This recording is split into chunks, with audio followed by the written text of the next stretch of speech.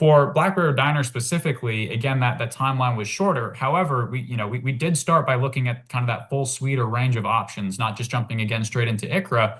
We did run the numbers against staying on their traditional group health plan, as we know, as Trish mentioned, that was not a feasible opportunity. Understanding that 69% renewal that they were faced up against, we looked against self-funding and certainly against ICHRA here, and all three, we'll call it side by side.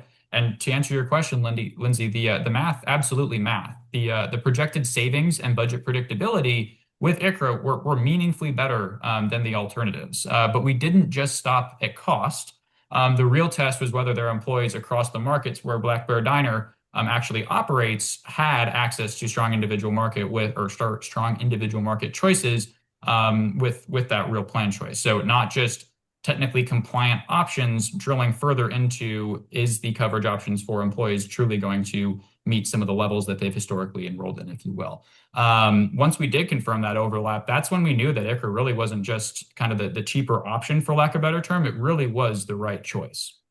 And then to Trish's point, it was drilling further into who that preferred partner ultimately becomes. And real quick, from our perspective, I know we'll get into this in a moment, we've certainly been very proactive in upfront research and vetting due diligence to identify from our perspective who some of those preferred folks should be.